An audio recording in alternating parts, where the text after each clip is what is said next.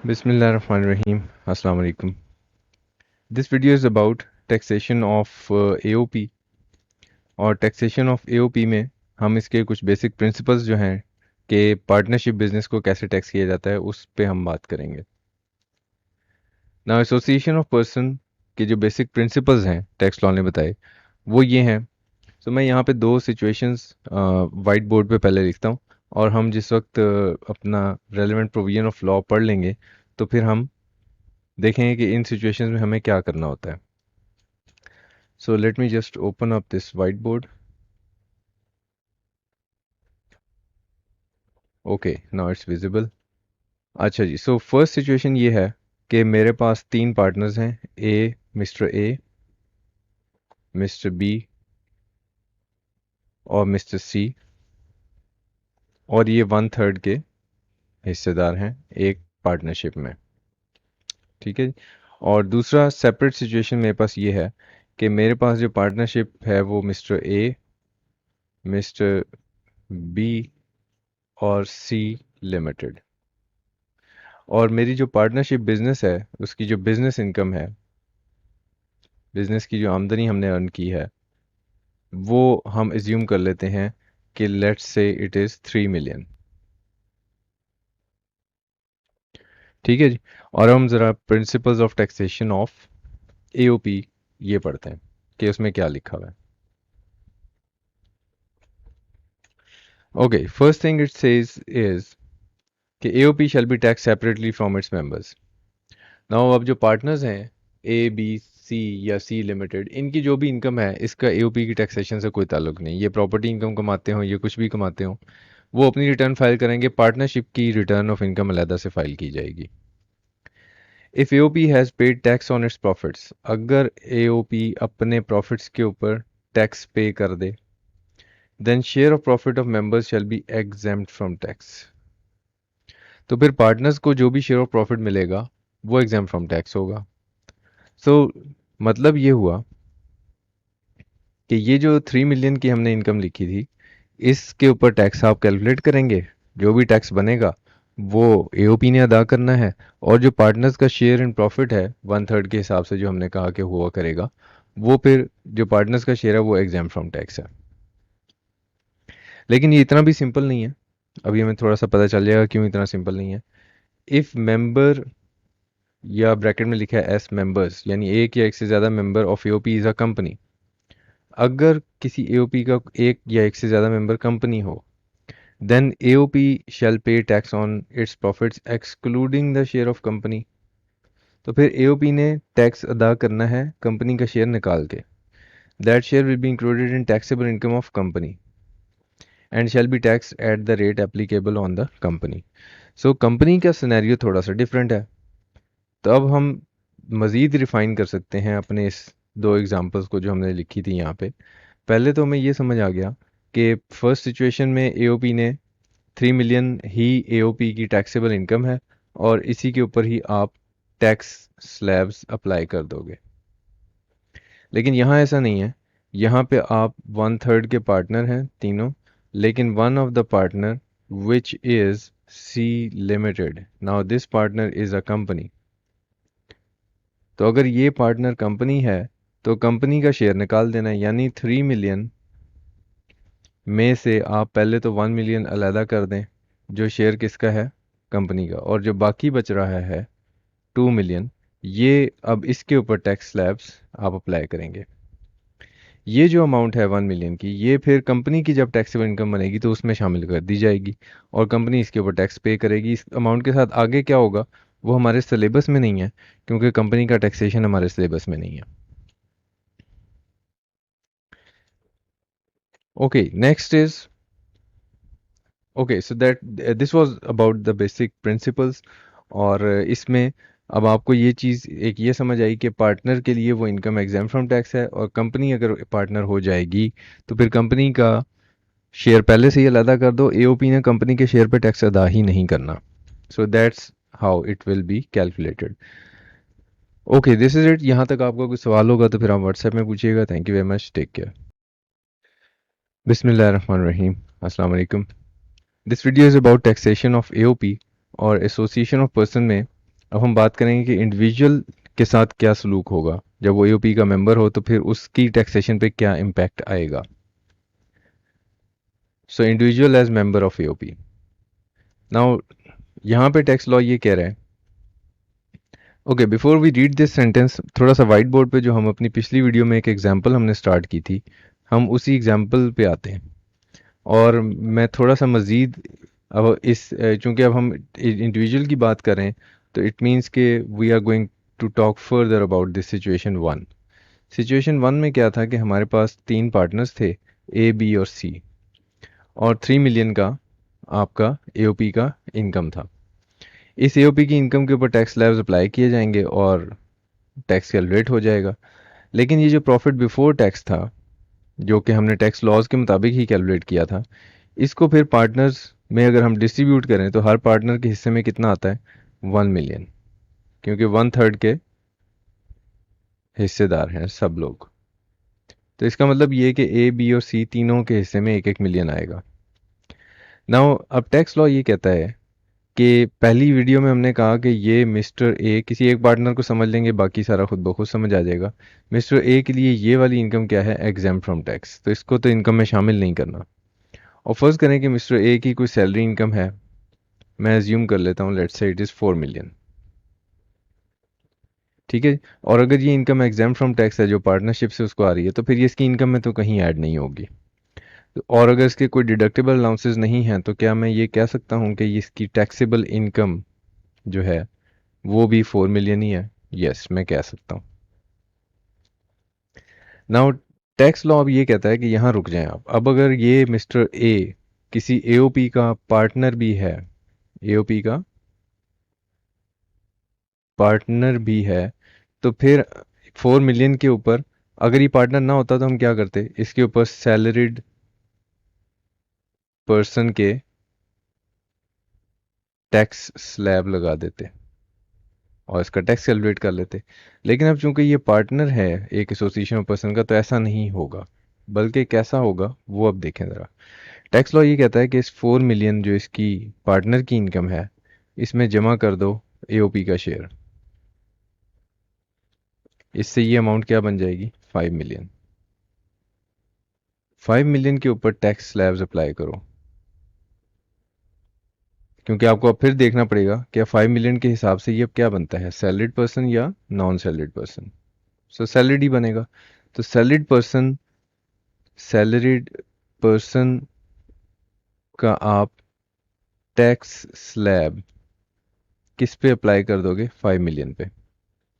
तो जब आप ये करोगे तो आंसर क्या बनेगा, एक टैक्स बन जाएगा, टैक्स का फिगर बन जाएगा। ठीक है। सो 5 मिलियन के ऊपर टैक्स स्लैब्स अप्लाई करेंगे और एक टैक्स का फिगर बना लेंगे आप। ये जो टैक्स का फिगर आपने कैलकुलेट किया, इस टैक्स के फिगर को लेट्स से मैं यहाँ अभी सिर्फ सिंप्लिसिटी के लिए अज्यूम कर रहा हूँ कि 1,50,000 बन गया। सो ऑल वो टैक्स स्लैब्स की झंझट में अभी मैं नहीं जा रहा। तो मैंने स्लैब्स अप्लाई किए, फर्ज कर लो कि 1,50,000 रुपया बन गया। तो अब टैक्स लॉ ये कहता है कि आप 1,50,000 को डिवाइड करो 5 मिलियन से और एक रेट ऑफ टैक्स बनाओ into 100, it will be a percentage. So ये आपने क्या कैलकुलेट किया, रेट ऑफ टैक्स। सो ये जो परसेंटेज आपने कैलकुलेट की है यहाँ पे, this is the rate of tax जो कि अब अप्लाई किया जाएगा। रेट ऑफ टैक्स अब कौन सा होगा, ये वाला, ये वाला। सो ये रेट ऑफ टैक्स अब आप यहाँ पे लाएंगे। सो 1,50,000, इसको डिवाइड करेंगे आप 5 मिलियन से। तो मैं कैलकुलेटर यहाँ पे मेरे पास है, तो मैं इसको कर लेता हूँ, 1,50,000 डिवाइड बाय 5 मिलियन, और इसका परसेंटेज बनाते हैं तो it will B 3%। So 3% is the rate. 3% ये आपने कैलकुलेट किया। 3% जो है is the rate which will be applied on actual taxable income. इसको हम बोलते हैं एक्चुअल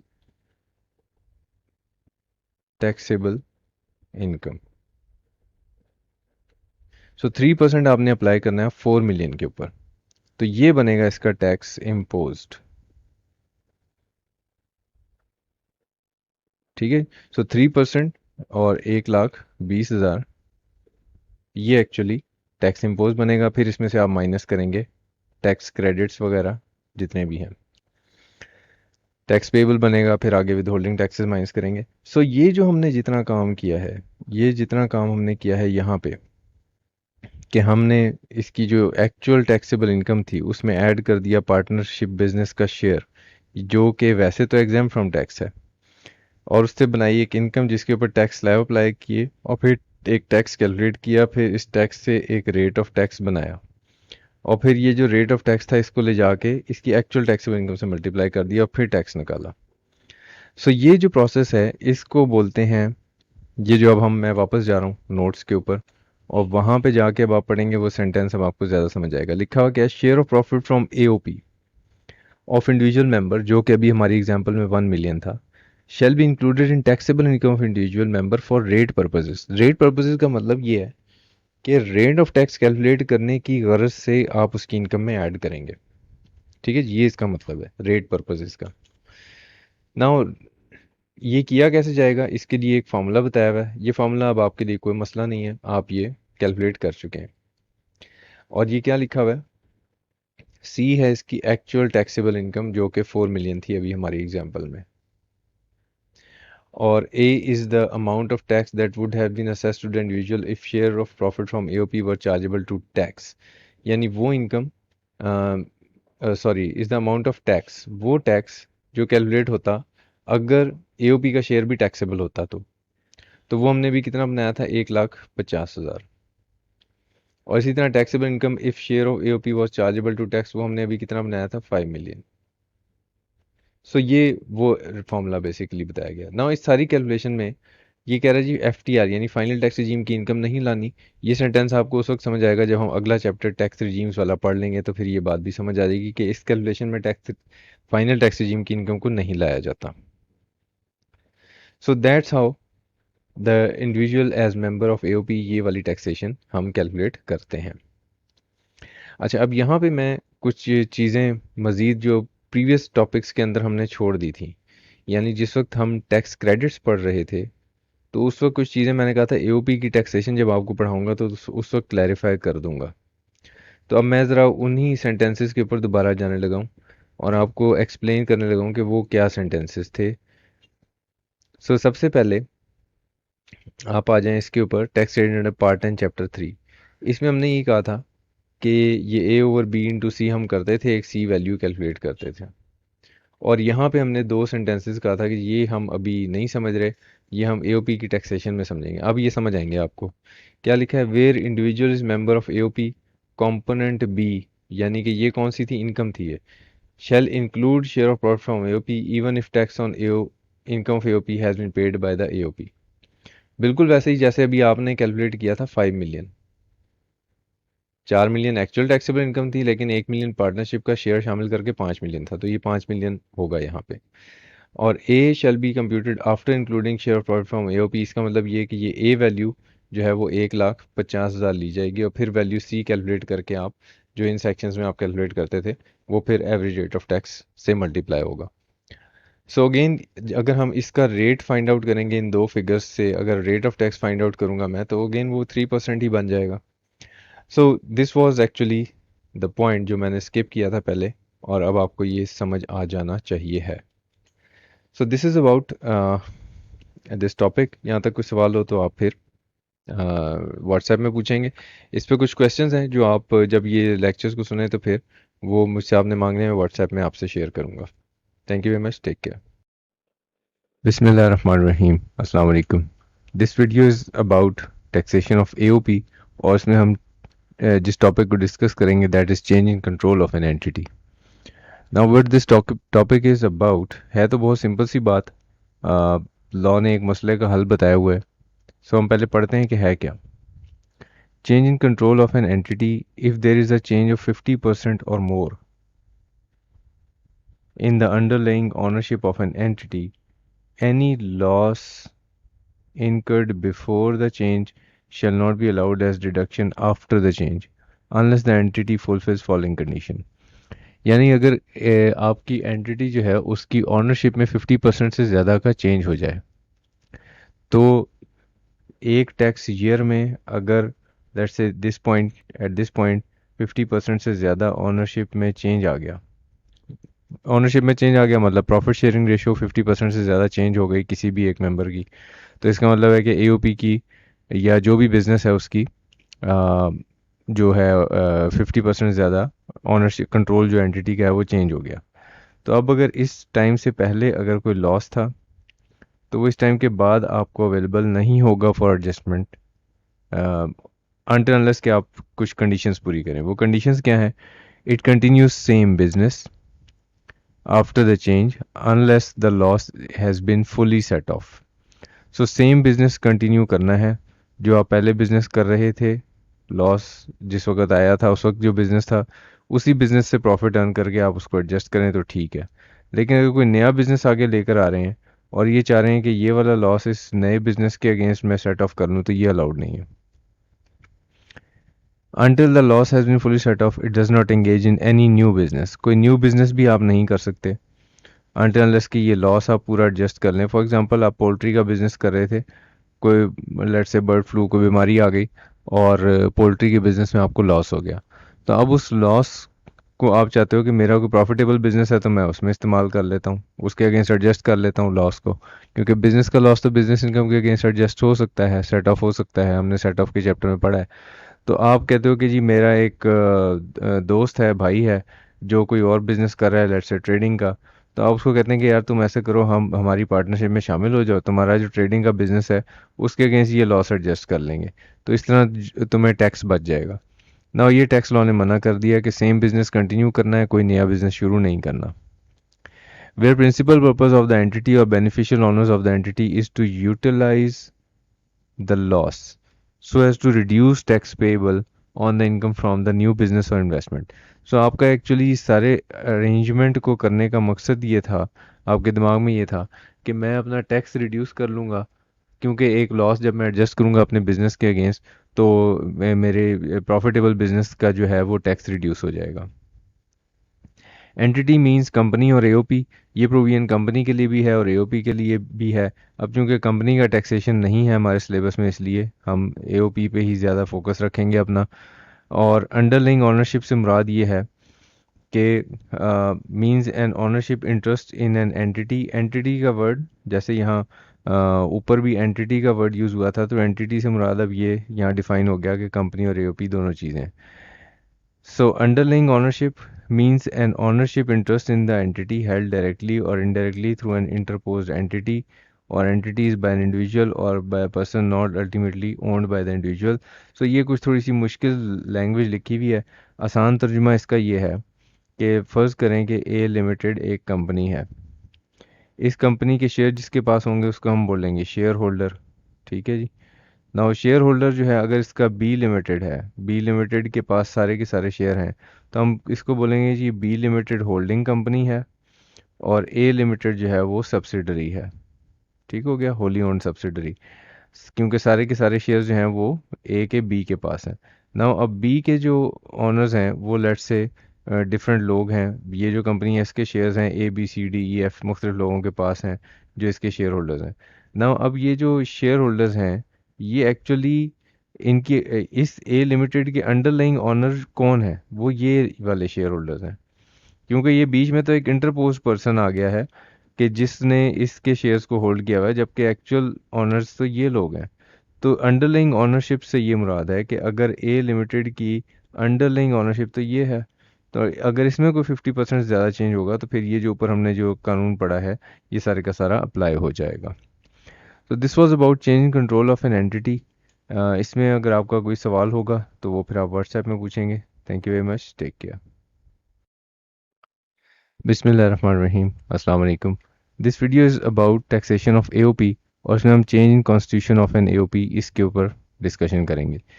चेंज इन कॉन्स्टिट्यूशन से मुराद ये है कि ये कोई जैसे कॉन्स्टिट्यूशन कानून को कहते हैं उसकी बात नहीं हो रही, यानी कि कॉम्पोजिशन के अंदर अगर चेंज आ जाता है, पार्टनरशिप जो है पहले ए और बी थे, लेट्स से डी को भी आपने ऐड कर लिया, या पहले ए बी सी डी थे आपने जिसमें से सी को निकाल दिया पार्टनरशिप में से, तो ये change in constitution of an AOP इस सिचुएशन की बात हो रही है। If a change occurs in constitution of an AOP then liability of filing return of AOP return file कौन करेगा? लेट्स से टैक्स ईयर जो है इसके दौरान में किसी एक पॉइंट के ऊपर ऐसा हुआ कि पार्टनरशिप जो है वो सेम नहीं रही, यानी कि इस वक्त जो पार्टनर्स थे और इस वक्त जो पार्टनर्स थे वो सेम नहीं है, आपने इस डेट के ऊपर आके पार्टनरशिप की कॉन्स्टिट्यूशन में चेंज कर लिया। तो रिटर्न फाइल किसने करनी? Shall be on those persons who were members of AOP at the time of filing of return. इसकी जब भी ड्यू डेट आएगी, इस टैक्स ईयर की जब भी ड्यू डेट आएगी, तो उस ड्यू डेट का रिटर्न फाइल उन लोगों ने करना है जो रिटर्न फाइलिंग के वक्त पार्टनर्स हैं। Income of AOP shall be apportioned among members on time basis. Time basis से मुराद ये कि अगर लेट्स से 6 मंथ्स इधर हैं, 6 मंथ्स इधर हैं, तो एओपी की इनकम को 6 6 महीने के ऊपर डिस्ट्रीब्यूट करके वो फिर पार्टनर्स के इनकम में जो शामिल करना होता है वो उस तरह से किया जाएगा, टाइम बेसिस के ऊपर हम इसको डिस्ट्रीब्यूट करेंगे।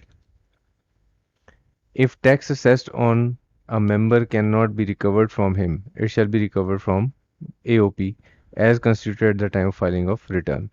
अगर AOP के ज़िम्मे जो टैक्स था, if tax assessed on a member cannot be recovered from him, it shall be recovered from association of person.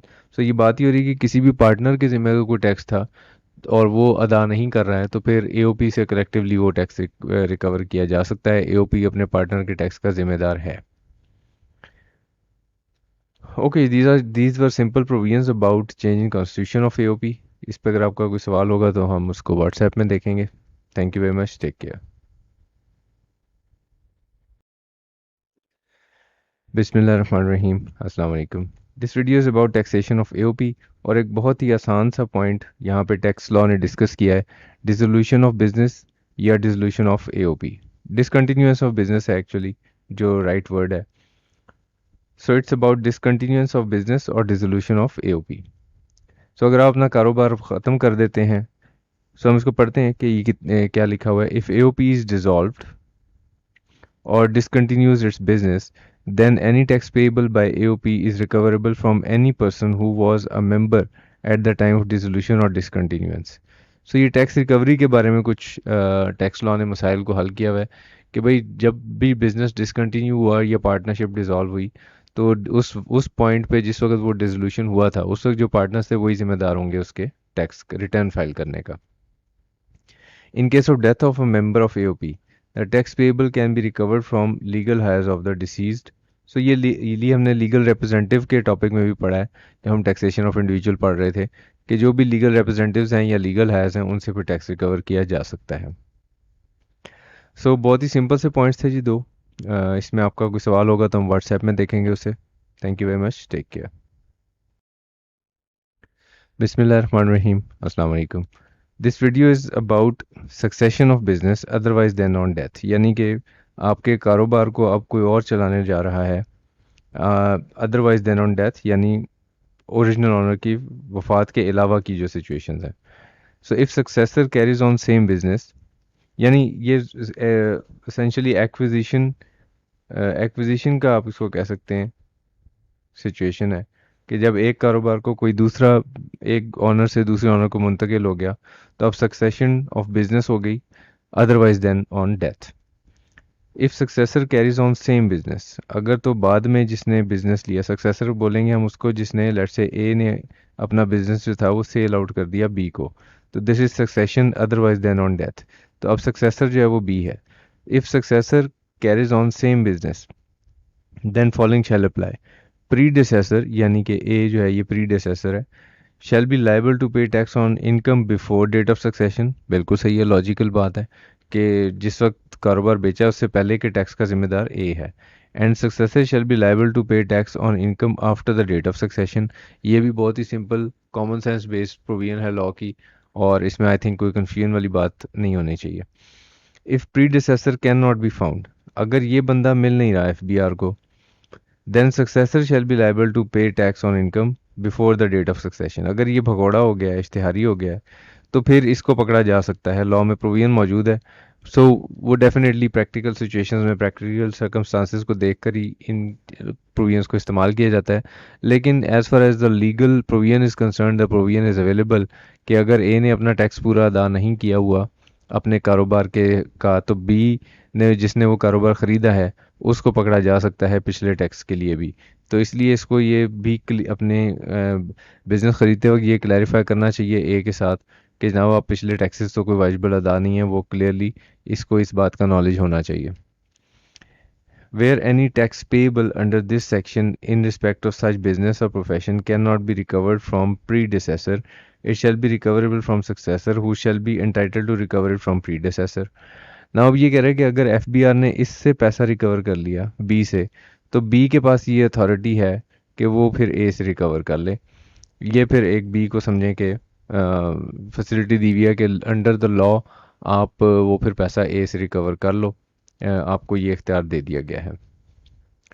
So these are quite straightforward and simple provisions. इस पर अगर आपका कोई सवाल होगा तो हम व्हाट्सएप में उसको देखेंगे। Thank you very much, take care.